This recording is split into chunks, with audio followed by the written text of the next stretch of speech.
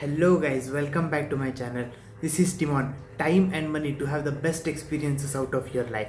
So in today's video we are going to delve right into the topic of saving. So this is the first part of the journey or the series of video that we are going to do on investing. So stick around and subscribe to the channel to ensure that you learn and grow yourself as a person along with in many aspects of life, be it financial, health, wealth, etc., and in a holistic way. So in this video we are going to look at how much you should save and how much you should have and how you can save for your future so that you can have a better life and live a comfortable life in future and live the life the way you want it. So this could be ranging anywhere from 50, 30, 20 rule, 4% rule, and various other key thumb rules that you can follow and use it so that you can make this journey of financial journey a much more smoother and enjoyable way. So with that we'll delve right into the topic of videos.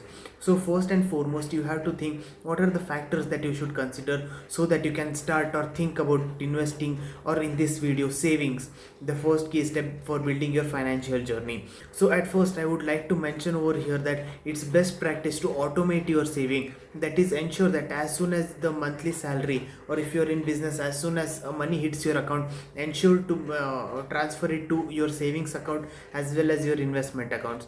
So this is a simple process wherein there are multiple options available, wherein SIP is a simple option as well as your recurring deposits, RDs, and few other ways wherein you can automate, either give a standing instruction to your bank or through few clicks of the button you can automate this process. So with automation being the foundation, the first concept that you will have to think about or which can help you save is 50 30 20 rule. So I had discussed about this in my earlier videos. I will link that video over here.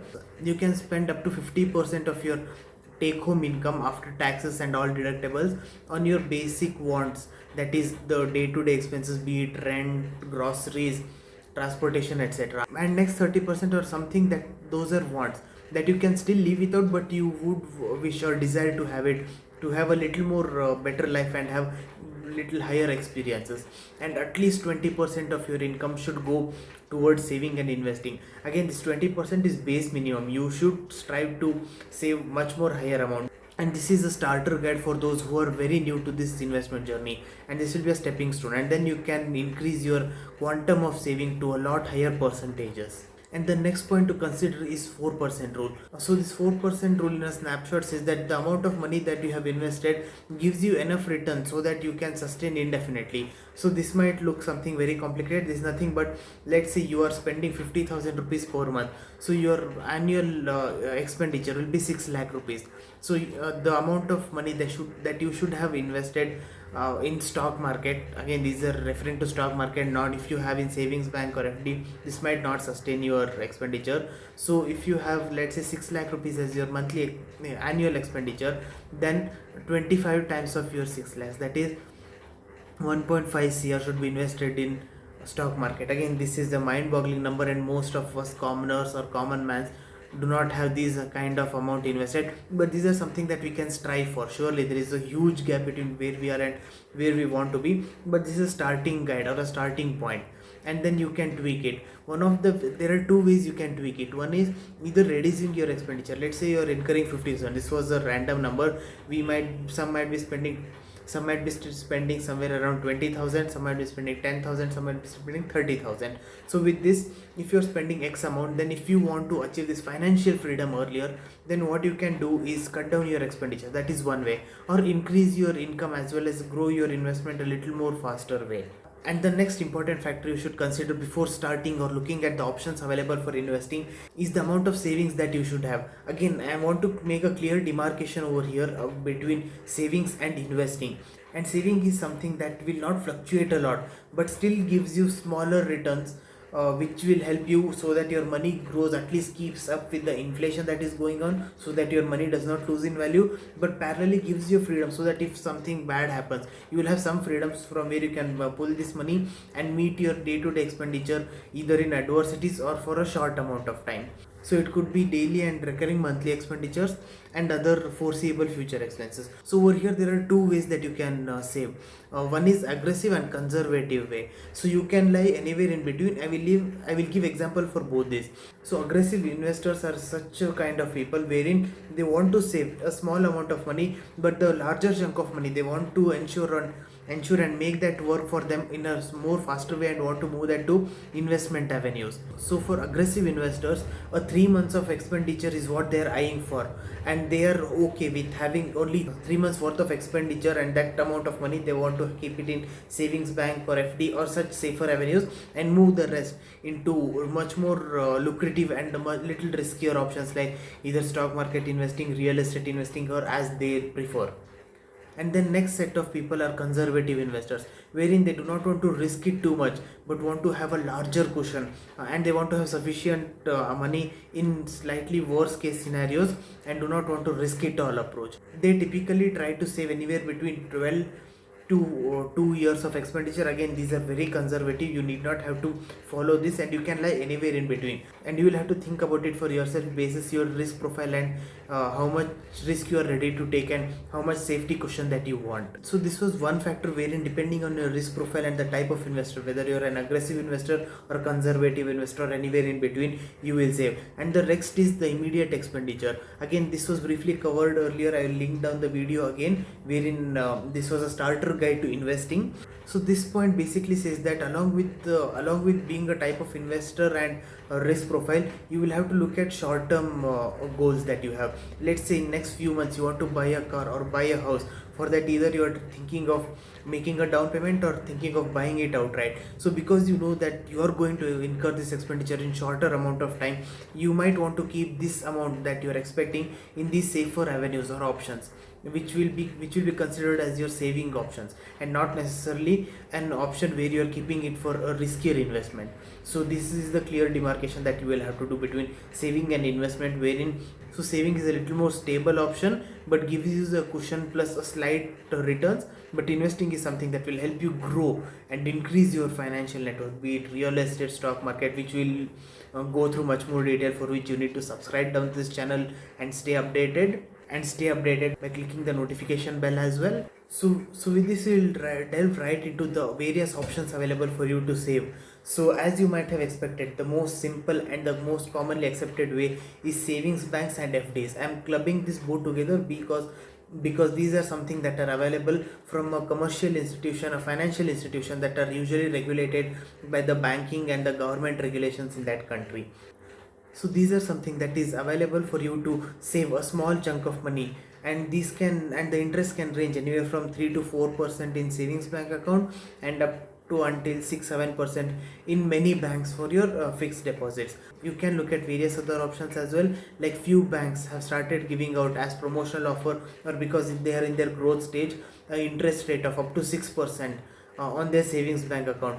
I will link down few bank accounts. And then FDs is something that will tie up your money for short amount of time. You have the flexibility to either invest for 1 week, 15 days, to up 5 years or greater than that as well. So depending on your requirement and the safety cushion that you are aiming for, you can you can save your money in form of savings or fixed deposit. These are pretty much self-explanatory. And the next option and avenue of investment available for saving is bonds, wherein again these are relatively stable bonds, either issued by the government of India or the government of the country, plus corporate bonds which are relatively stable. But when you delve into the option or thinking of investing in corporate bonds, you should be little more careful, as these are little riskier, and few companies can have really good stable income, and few companies can have really bad ratings and can be at the brisk of collapse, or there can be chance wherein really good company as well collapse within few days, like few crises like IL&FS scam.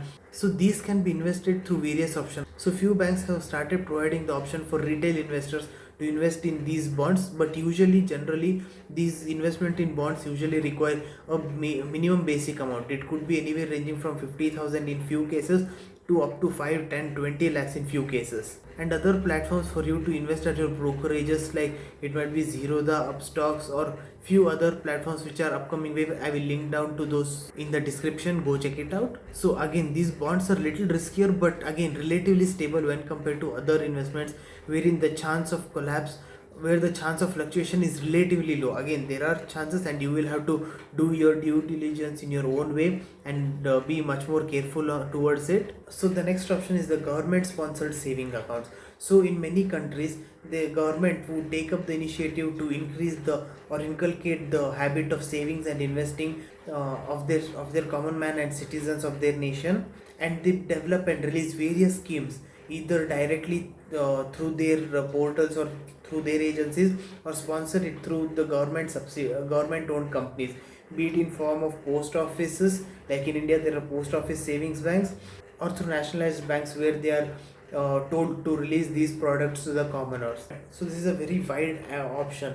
So just to give few examples, in India there are options where you can invest through post office banks, which yield a relatively higher interest than your FDs or SBs. But again, over here you will have to keep in mind that the service at post office is not up to the mark or expectation that you might expect at your banks in few cases, or online platforms, and many a times the services might be delayed and you might feel frustrated. But that said, it yields a relatively high interest, like 7-8% in few cases. So there are few options that are available and widely accepted in India through post offices, and like National Savings Certificate NSC, and then Kisan Vikas Patra. These are something that they have named to support agriculturists. And then there are other forms of investment avenues that the government has set up, and this could include theme specific like Sukanya Samruddhi Yojana, which are aimed towards girl child protection and investment for the future of the girl child, and various other schemes that the government has launched,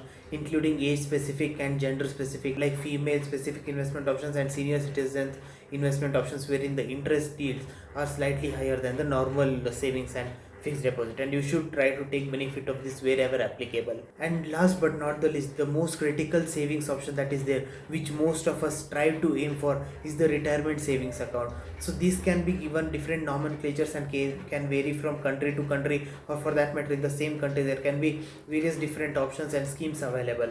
So, as the name suggests, these are something that is helping you as a person to live a comfortable life in your retirement, when you will not have either capacity or ability to work, either because of age or some physical disabilities, and have a good safety cushion and safety net so that you can lead a dignified life in your retirement. Again, the options are wide and varied. For people employed in organized sector, there are options of employee provident fund, public provident fund, and for others who are not employed in these places, have the option to invest in public provident fund, or NPS, national pension scheme, as well as there are many other retirement options and avenues, as well as schemes launched by various companies, banks, financial institution. And there is the option of annuity. Let's say you got a large sum of money in some form or the other, and you are nearing your retirement, then you have the option to take annuity, wherein it's such a option available to you, so that if you once put the lump sum in that annuity plan, then the bank or the financial institution gives you part of the money back to you along with interest. So the money keeps on growing, as well as so you keep getting these income payments back as part of your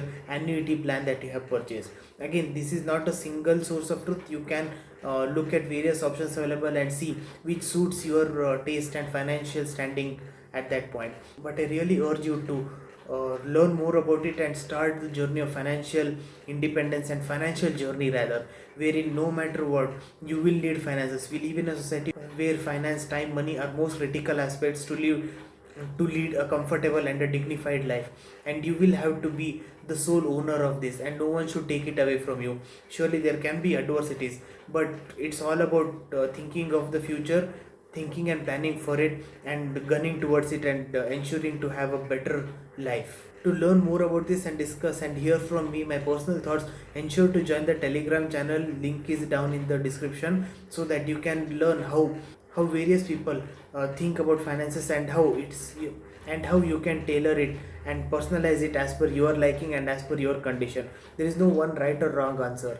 This Telegram channel is a community where people are striving to have the best experiences, and have everyone's back, and are building this journey together. So with that, I think this has given you a comprehensive idea and a good starting point to embark on the journey of your investing. So this is just a starter guide, and this is just scratching the surface of the investment journey and financial journey. Ensure to stick and learn more around. I will try to make it more entertaining, so drop down your suggestions and how I can improve it and increase the coverages, and also let me know if shorter length of videos are much more preferable, or longer videos which I had done earlier like 15-20 minutes which goes a little more in depth dive into the analysis. And let me know if you have already embarked on this financial journey and have started saving and investing, or at which stage are you saving and building up that nest egg for 6 to 12 months of your expenditure, or for that matter you are over and above that and have already started investing, or are you in huge debt and trying to pay it off so that you can